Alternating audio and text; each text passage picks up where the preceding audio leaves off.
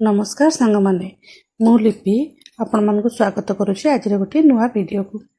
सांग माने आपण मान तो दहीबरा खाइथिबे हेले केबे बरा न छाणी किरी सेकी किरी दहीबरा करछन्ती।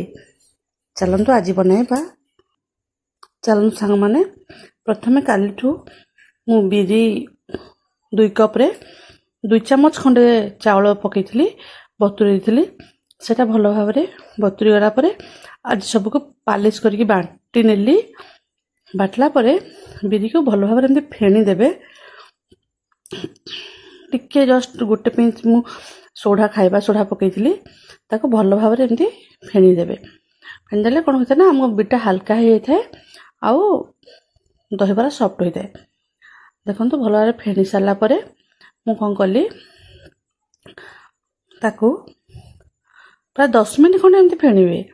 10 मिनिट खंडे एमती करवा द्वारा जल्दी होई थाए आउ बिरी सॉफ्ट होई थाए। तापर देखन संग माने मु कोन करबी ना गोटे संग माने जदि मो वीडियो आपन मन को भल लागुथबो त लाइक शेयर और सब्सक्राइब करिवे। बेल आइकन टिके मध्ये क्लिक करनेबे जा फल रे मोर नुआ नुआ वीडियो रो नोटिफिकेशन आपन मन पाखरे पहुंची परिबो। कमेंट करबा को मध्ये भूलिबे नाही। देखो मु तापरे आवश्यक मुताबक लूण से पकई नीची बिरी रे। लूण पकेला परे आउ टिके फेटी नेबे भलसे। देखंतु लूण पकई मध्ये मु 2-3 मिनिट ए भली भाबरे फेटी नउची। तापरे आपन पाखे जे अपे पैन थिबो से अपे पैन को कोन करिवे ना गैस रे बसाइबे। सेथिरे टिके जस्ट तेल लगे देबे। बेसी तेल देबेनी तो टिके खाली जंती अपे पैन रे माने बिरीटा न लागि जाए सेति पई आपन टे तेल दे देबे। आ सेथिरे जो बिरी बाटी के रखिथिले सब दे देबे। टिके टिके कर ताको दे देबे।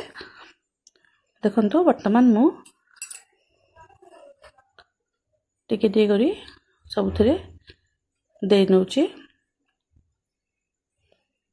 ए भली भाबरे आपण मन दे देबे। सब दे सारला परे तापर तार कभर को आपण मन घोड़ाई नेबे। कभर घोड़ाई करी आपण 10 मिनिट खंडे स्लो आंच रे बसई नेबे।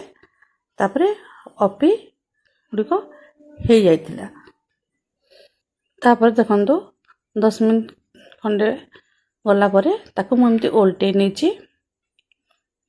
ओल्टे नेला परे आउ 2-3 मिनिट लगी ताको घोड़ाई के रखी देबी।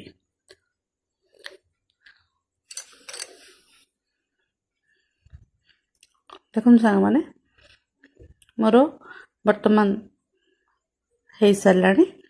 मु कोन करबी गोटे जगह रे पानी रखिथिली उषुम पानी दिके से पानी रे आनी के ए जो बरा करिथिली ताको पकाई नेली। तापर से पैन रे आउ टिके मु बैटर दे देली जो बिरी बाटी के रखिथिली देखिरे ताको पुणी घोड़ाई नेबा।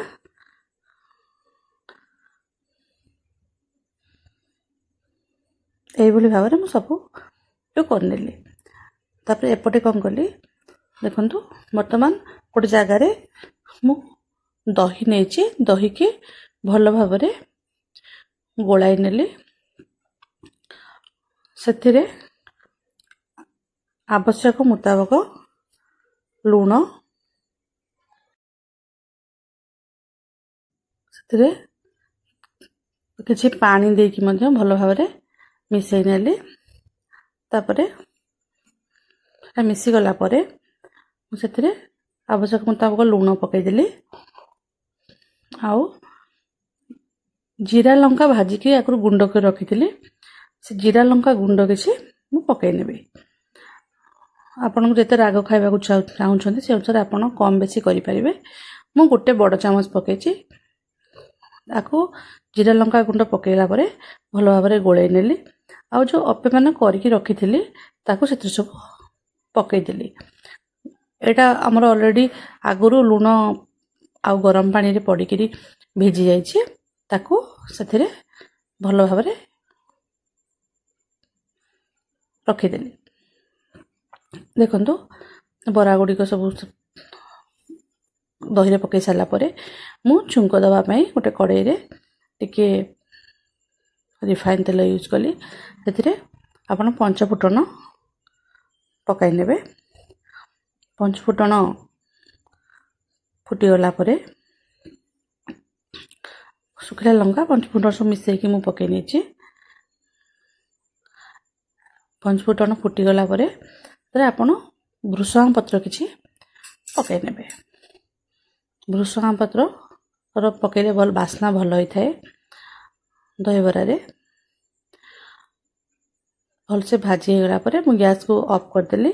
ଆଉ ଏଇ ଯେଉଁ ଫୁଟଣକୁ ମୁଁ ସେ ବରାରେ ନେଇକରି ପକାଇ ନେବି। ଦେଖନ୍ତୁ ବର୍ତ୍ତମାନ ମୁଁ ସବୁ ବରାରେ ନେଇକରି ଦହିବରା କରିଥିଲି ସେଥିରେ ପକାଇ ନେଲି ଆଉ ତାକୁ ଭଲ ଭାବରେ ମିଶାଇ ନେଲି। ବର୍ତ୍ତମାନ ସାଙ୍ଗମାନେ ଆମର ଦହିବରା ପ୍ରାୟ ହେଇସାରିଲାଣି। ମୁଁ ତାପରେ ସେଉ ଆଉ କିଛି ମିଠା ଦହି ପକାଇ ସର୍ଭ କରିବି। ଭିଡ଼ିଓଟି ଭଲ ଲାଗିଥିଲେ ଲାଇକ୍ ସେୟାର କରିବେ। ଧନ୍ୟବାଦ ସାଙ୍ଗମାନେ ନମସ୍କାର।